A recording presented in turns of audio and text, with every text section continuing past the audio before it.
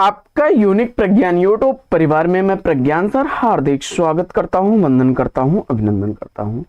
प्यारे साथियों, आज के इस पाठचर्या में हम लोग हिंदी साहित्य में पूछे जाने वाले कुछ प्रमुख कथनों पर करने वाले हैं चर्चा, जो कि विगत वर्ष परीक्षाओं में अक्सर पूछे गए प्रश्नों में ये संकलित कथन हैं। तो साथियों, इन कथनों का अध्ययन प्रारंभ किया जाए इससे पूर्व अगर वीडियो को पहली बार देख रहे हैं तो आज चैनल पर नए हैं तो कृपया चैनल को सब्सक्राइब, वीडियो को लाइक और शेयर करना बिल्कुल ना भूलें। तो बिना समय गंवाए प्रारंभ करेंगे पाठचर्या को और देखेंगे आज की पाठचर्या का पहला कथन। कबीर की अपेक्षा खुसरो का ध्यान बोलचाल की भाषा की ओर अधिक था। यह कथन किसका है? तो जवाब हो जाएगा आचार्य रामचंद्र शुक्ल जी का। शुक्ल जी लिखते हैं आगे कि आध्यात्मिक रंग के चश्मे आजकल बहुत सस्ते हो गए हैं। उन्हें चढ़ाकर कुछ लोगों ने गीत गोविंद के पदों को आध्यात्मिक संकेत बताया है। वैसे ही विद्यापति के इन पदों को भी विद्यापति के संदर्भ में यह कथन आचार्य रामचंद्र शुक्ल जी का है। अगला कथन है कि जैसी पहले कवि हैं सूफीवाद में, तो यह कथन किसका है? तो जवाब हो जाएगा विजय देव नारायण शाही का। अगला कथन है कि कला वस्तु में नहीं होती बल्कि वस्तु द्वारा अभिव्यक्त के रूप में होती है। यह कथन क्रोंची महोदय का है। बढ़ते हैं आगे और देखते हैं अगला कथन। अगला कथन है कि भाव अनुभूति या संवेदना की मनोदशा का नाम है। भाव अनुभूति या संवेदना की मनोदशा का नाम है अरस्तु का कथन है। आगे, कवियों का काम है कि वे पात्र और वस्तु का वर्णन करते हैं, उसका रस अपने अंतःकरण में लेकर उसे ऐसा स्वरूप देते हैं कि उन शब्दों को सुन सकें। वह रस सुनने वाले के हृदय में जागृत हो जाता है। यह कथन रसज्ञ रंजन से अवतरित महावीर प्रसाद द्विवेदी जी का है। आगे, स्थायी साहित्य जीवन की चिरंतर समस्याओं का समाधान है। मनुष्य की मात्र मनोवृत्तियों की आशाओं, आकांक्षाओं और उसके भावों, विचारों का यह अक्षय भंडार है। यह कथन श्याम सुंदर दास का है। अगला कथन है कि हृदय की अनुभूति ही साहित्य में रस और भाव कहलाती है। आचार्य रामचंद्र शुक्ल जी का कथन है चिंतामणि भाग 2 से। आगे, केशव कब हृदय नहीं मिला था, उसमें वह सहृदयता और भावुकता न थी जो एक कवि में होनी चाहिए थी। यह कथन है आचार्य रामचंद्र शुक्ल का हिंदी साहित्य का इतिहास। आगे, रस ऐसी वस्तु है जो अनुभव सिद्ध है, इसके मानने में प्राचीनों की कोई आवश्यकता नहीं है। कभी अनुभव में आवे मानिए, न आवे न मानिए। भारतेंदु हरिश्चंद्र का कथन है। आगे, यथार्थवाद हमारी दुर्बलताओं, विषमताओं और क्रूरताओं का नग्न चित्रण होता है। मुंशी प्रेमचंद्र का कथन है। अगला कथन है कि आदर्शवाद जहां आकाश की उच्चता है, वहीं यथार्थवाद का विषय पथरीली धरती है, लघुता है। यह जयशंकर प्रसाद का कथन है। आगे, साहित्य का उद्देश्य सार्वदेशिक और सार्वकालिक होना चाहिए। हमें अपने साहित्य का उद्देश्य सार्वभौमिक करना है, संकीर्ण एक देशी नहीं।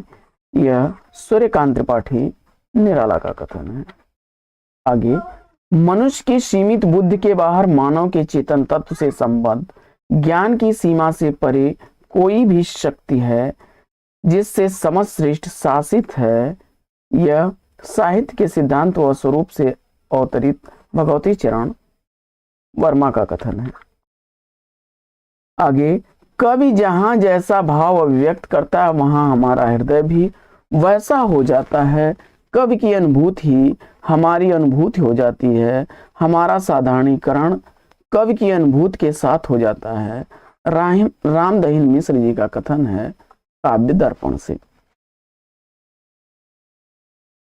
आगे, सौंदर्य की वस्तुगत सत्ता और सामाजिक विकास कवि चेतना को निर्धारित करते हैं। रामविलास शर्मा का कथन है। आगे, भावों का उत्कर्ष दिखाने और वस्तुओं के रूप में गुण का अधिक तीव्र अनुभव कराने में कभी भी सहायक होने वाले उक्त अलंकार हैं। रामचंद्र शुक्ल का यह कथन रस मीमांसा से है। आगे, किसी तथ्य, अनुभूति, घटना या चरित्र की प्रभावपूर्ण अभिव्यक्ति के लिए अलंकारों का प्रयोग होता है। डॉक्टर भगीरथ मिश्र का यह कथन है। आगे, अभिधान प्रकार विशेषा च अलंकार रुद्रट महोदय का काव्यालंकार से अवतरित कथन है।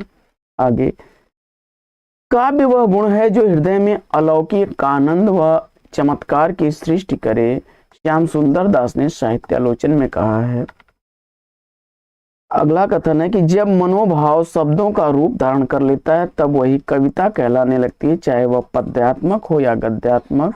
महावीर प्रसाद द्विवेदी जी का कथन है। आगे, काव्य तो प्रकृति मानव अनुभूतियों का नैसर्गिक कल्पना के सहारे ऐसा सौंदर्यमय चित्रण है जो मनुष्य मात्र में स्वभावतः अनुरूप भाव, श्वास और सौंदर्य संवेदन उत्पन्न करता है। नंद दुलारे वाजपेयी जी का कथन है। आगे, कबीर के निर्गुण पंथ का आधार भारतीय वेदांत और सूफियों का प्रेम तत्व है। आचार्य रामचंद्र शुक्ल जी का कथन। अगला कथन है कि सूरदास जब अपने विषय का वर्णन शुरू करते हैं तो मानो अलंकार शास्त्र हाथ जोड़कर उनके पीछे दौड़ा करता है। उपमाओं की बाढ़ आ जाती है, रूपकों की वर्षा होने लगती है, संगीत के प्रवाह में कवि स्वयं बह जाता है। आचार्य हजारी प्रसाद द्विवेदी जी का कथन है। आगे, निरंकुश अति निडर रसिक जस रसना गायो, मीरा के संदर्भ में यह कथन किसका है? तो नाभादास का है। आगे, जिस युग में कबीर जैसी, तुलसी, सूर जैसे प्रसिद्ध और महात्माओं की दिव्य वाणी उनके अंतःकरणों से निकलकर देश के कोने कोने में फैली थी, उसे साहित्य के इतिहास में सामान्यतः भक्त युग कहते हैं। निश्चित ही वह हिंदी का स्वर्ण युग था। तो यह कथन है श्याम सुंदर दास का। अगला कथन है कि साधना के क्षेत्र में वे यानी कबीर युग युग के गुरु थे। उन्होंने संत काव्य का पथ प्रदर्शन कर साहित्य क्षेत्र में नवनिर्माण किया था। आचार्य हजारी प्रसाद द्विवेदी जी का कथन है। आगे, हिंदी साहित्य के हजार वर्षों के इतिहास में कबीर जैसा व्यक्तित्व लेकर कोई लेखक उत्पन्न नहीं हुआ। महिमा में यह व्यक्तित्व केवल एक ही प्रतिद्वंदी जानता है, वे हैं तुलसीदास। आचार्य हजारी प्रसाद द्विवेदी जी का कथन। आगे, कालिदास उपमा के सम्राट हैं, तुलसीदास रूपक के सम्राट। यह कथन राम प्रसाद मिश्र का है। आगे, बुद्धदेव के बाद उत्तर भारत में धार्मिक राज्य पर इस प्रकार एक छत्र अधिकार किसी का न हुआ।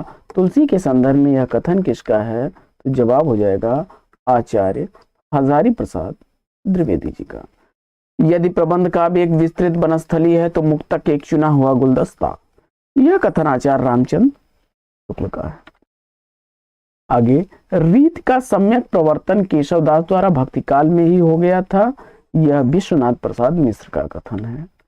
आगे, बिहारी लाल की कविता यदि जूही या चमेली का फूल है तो देव की कविता गुलाब या कमल का फूल, दोनों में सुवास है, भिन्न भिन्न सुगंध के प्रेमी हैं। पंडित कृष्ण बिहारी मिश्र का यह कथन है। आगे, निबंध उसी को कहना चाहिए जिसमें व्यक्तित्व अर्थात व्यक्तिगत विशेषता हो। आचार्य शुक्ल जी का कथन है। आगे, 1904 से 1939 के बीच फैले हुए 36 वर्षों के चिंतन का महत्वपूर्ण अंश चिंतामणि भाग 3 में संकलित है, जिसके बिना उसके विकास का कोई भी अध्ययन पूर्ण नहीं कहलाएगा। नामवर सिंह का कथन है। आगे, आरंभ में ही कह दूं कि ना तो आचार्य रामचंद्र शुक्ल के हिंदी साहित्य के इतिहास को लेकर दूसरा नया इतिहास लिखा जा सका और ना ही उसे छोड़कर डॉक्टर बच्चन सिंह का कथन।